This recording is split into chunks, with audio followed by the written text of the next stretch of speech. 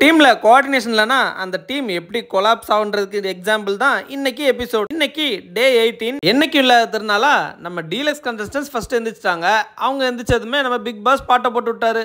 அதுக்கப்புறம் தான் நம்ம பிக் பாஸ் டீம் எல்லாம் எந்திரிச்சாங்க. அதுக்கப்புறம் பார்வதி நம்ம டாக்டர் கிட்ட அந்த எஃப்ஜேக்கு வினோத்துக்கு இவங்களுக்குலாம் நம்ம அக்செப்டே பண்ணக்கூடாது, எல்லாத்தையும் ரிஜெக்ட் பண்ணி விடணும் அப்படின்னு சொல்லி பேசியிருந்தாங்க. அதுக்கு நம்ம டாக்டர் நம்ம நல்லா பண்றவங்களுக்குலாம் நம்ம ரிஜெக்ட் பண்ணக்கூடாது, யார் யாரும் சரியா பண்ணலையோ அவங்களுக்கு மட்டும் தான் ரிஜெக்ட் பண்ணணும் அப்படின்னு சொல்லிட்டு இருந்தாரு. பார்வதி அவங்கள யாரெல்லாம் இதுவரை கார்னர் பண்ணாங்களோ அவங்களெல்லாம் இந்த டாஸ்க்ல வச்சு செய்யணும்னு டிசைட் பண்ணி பேசிட்டு இருக்காங்க. அதை புரிஞ்சுக்காத நம்ம வாட்டர் மில்லன்னு அவர் பாட்டில் அவர் ஒரு ரூட்ல போயிட்டு இருந்தாரு. அதுக்கப்புறம் நம்ம பிக் பாஸ் கியூசில இருக்க 2 பேருக்கு ஒரு ஸ்பெஷல் பவரை கொடுத்தாரு. நேற்று எபிசோட்ல எல்லாருமே கியூசி டேபிளுக்கு போயிட்டு தான் அவங்க ப்ராடக்ட்டை போய் கியூசி பார்க்க கொடுத்துட்டு இருந்தாங்க. ஆனா இப்போ நீங்களே போயிட்டு அந்த ஒர்க் ஸ்டேஷன்ல போய் ஹைஜீனிக்கா இருக்கா என்னன்னு சொல்லிட்டு நீங்களே செக் பண்ணணும் அப்படின்ட்டு ஒரு பவரை கொடுத்தாரு. அது மட்டும் இல்லாம கியூசில இருக்க 2 பேரையும் ஒர்க் ஸ்டேஷன்ல இருக்கவங்க எல்லாரும் நல்லா உபசரிச்சு கியூசியை பாஸ் பண்ண வைக்கணும் அப்படின்னு சொல்லியிருந்தாரு. எனக்கு தெரிஞ்சு பாரு அக்காக்காக தான் இந்த ரூல்ஸே கிரியேட் பண்ணிப்பாரு நினைக்கிறேன் நம்ம பிக் பாஸ். ஏன்னா நம்ம அக்கா அவ்வளோ அடி வாங்கியிருக்காங்க. அதுக்கப்புறம் டாஸ்க் ஸ்டார்ட் ஆயிடுச்சு. டாஸ்க் ஸ்டார்ட் ஆனதுல இருந்து பாரோட ஃபுல் ஃபோக்கஸ் நம்ம எஃப்ஜே மேல தான் இருந்துச்சு. நேரா எஃப்ஜேயோட கேபின் போயிட்டு அவரோட டேபிள் மேல ஏறி உட்காந்துட்டாங்க. எஃப்ஜே இந்த மாதிரி ஒர்க் ஸ்டேஷன்லாம் உட்காரக்கூடாது மேடம் அப்படின்னு சொல்லிட்டு இருந்தாங்க. இல்ல நான் வந்து கியூசி, நான் அப்படிதான் உட்காருவேன் அப்படின்னு சொல்லி இவங்க சொல்லிட்டு இருந்தாங்க. ஒரு கட்டத்துல எஃப்ஜே உங்க டிக்கி எல்லாம் தூக்கி இங்க வைக்காதீங்க, இது வந்து ஃபுட்டு செய்யற இடம் அப்படின்னு சொல்லிட்டாரு. எப்படி இருந்தாலும் கியூசி பாஸ் பண்றதுக்கு என்கிட்ட தானே வந்தாகணும், இரு நான் அப்போ வச்சுக்கிறேன் அப்படின்ற மாதிரி அவங்க ரியாக்ட் பண்ணிட்டு இருந்தாங்க. அதுக்கப்புறம் விக்ரம் வாண்டடா பாருக்கிட்ட வந்து எங்க ஹோட்டல் எல்லாமே நசுங்கி போய் கிடக்குது, அதை மட்டும் கொஞ்சம் நீங்களே கொஞ்சம் அட்ஜஸ்ட் பண்ணி பாஸ் பண்ணி விட்டீங்கன்னா நல்லா இருக்கும், என்ன பண்ணுமோ சொல்லுங்க பண்ணிடுறேன் அப்படின்னு சொல்லவும் அப்ப என்ன தூக்கு அப்படின்னு சொன்னதும் பல்லேக்கா தூக்கிட்டு போய் அவர் ஒர்க் ஸ்டேஷன்ல கொண்டு போய் விட்டாரு. அதே மாதிரி டாக்டர் கிட்ட போயிட்டு நம்ம விக்ரம் உங்களுக்கு காலை அமுக்கணுமா சொல்லுங்க, கையை அமுக்கணுமா சொல்லுங்க, என்ன பண்ணணும்னு சொல்லுங்க அப்படின்னு கேட்கும். என்ன வேணாலும் பண்ணுப்பா அப்படின்னு நம்ம டாக்டர் சொல்லிட்டாரு. சுபிக்ஸாவோட டேபிள இன்ஸ்பெக்ஷன் பண்ணும்போது அவங்க 2 பேத்துக்குள்ள ஒரு டீல் போட்டுக்கிட்டாங்க. சுபிக்ஸா நீங்க என்ன வேணாலும் கேளுங்க மேடம், என்னோட ப்ராடக்ட் மட்டும் எப்படியா பாஸ் பண்ணி விட்டுருங்க அப்படின்னு சொல்லவும் அப்போ எனக்கு வந்து முட்டை குழம்பு வேணும் அப்படின்னு சொல்லி கேட்டாங்க.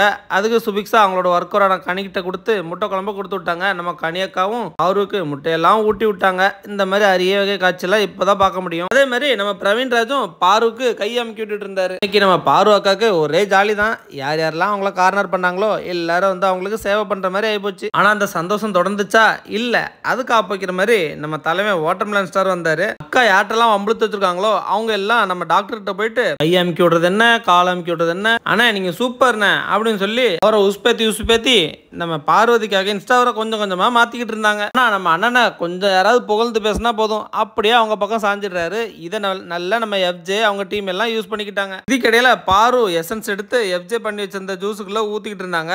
உடனே அங்க வந்து ஆதிரை இந்த மாதிரிலாம் பண்ணக்கூடாது, தொழிலாளர்கள் நாங்கெல்லாம் போராடுவோம் அப்படின்னு சொல்லவும் சட்டம் என் கையில் அப்படின்னு சொல்லி அக்கா கெத்து காமிச்சிட்டு இருந்தாங்க. இவ்வளவு சண்டை நடக்குது.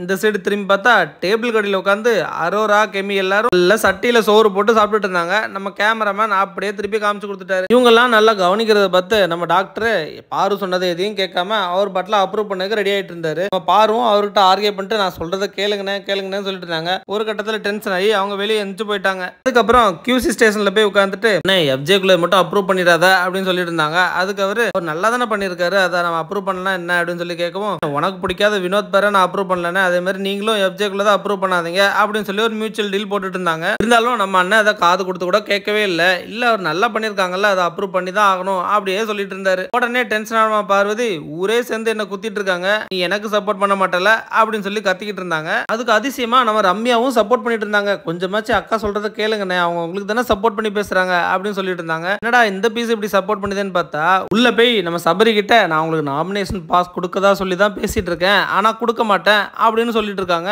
அதுக்கப்புறம் ஆதிரையோட பாட்டில்ஸ் எல்லாத்தையும் கியூசி பார்த்துட்டு இருந்தாங்க. அதுல நிறைய பாட்டில ரிஜெக்ட் பண்ணோன்னா உடனே ஆதிரை டென்ஷன் ஆயிட்டாங்க.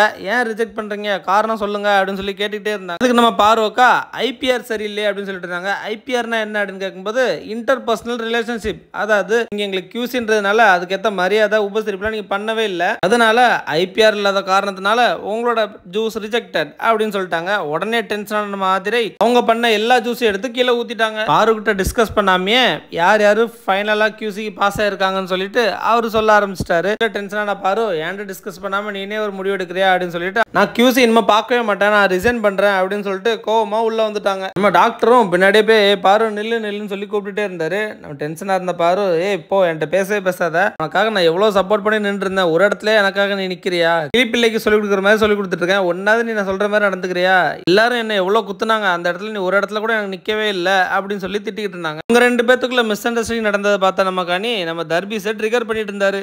சூப்பர் சார் நீங்க இப்படிதான் பண்ணணும் அப்படின்னு சொல்லி அவங்க டீம் எல்லாம் மொத்தமா ஒண்ணு கூடி அவரை வந்து ட்ரிகர் பண்ணிட்டு இருந்தாங்க. அதுக்கப்புறம் பாரு டென்ஷன் ஆகி உனக்கு எக்ஸ்ட்ரா சாப்பாடு கொடுக்கறதுனால இப்படிலாம் பண்ணிட்டு இருக்கே அப்படின்னு சொல்லி கேட்கவும் நம்ம டாக்டருக்கும் கோவம் வந்துருச்சு. அவரும் டென்ஷன் ஆகி அதுக்கு நீ தானே எக்ஸ்ட்ரா சாப்பிடுற அப்படின்னு சொல்லி கேட்டு விட்டாரு. ஊரு ரெண்டு பட்டா கூத்தாடிக்கு கொண்டாட்டன்ற மாதிரி இவங்க ரெண்டு பேத்துக்குள்ள வந்த பிரச்சனைனால நம்ம பிபி ஹவுஸ் மிஸ்லாம் மாத்தி மாத்தி ட்ரிகர் பண்ணி குளிர் காஞ்சிட்டு இருக்காங்க. இது தெரியாத அந்த தர்பீஸ் இவ்வளவு நாளா நம்மள கலாய்ச்சிட்டு இருந்தாங்க, இப்போ நல்ல மரியாதை கொடுத்து சாப்பாடுலாம் போடுறாங்களேன்னு சொல்லிட்டு அப்படியே அவங்க சைடா சாஞ்சிடுச்சு. எபிசோட்ல இவ்வளவுதான் நடந்துச்சு. நாளைக்கு நடந்துச்சுன்னு பார்ப்போம். Bye by.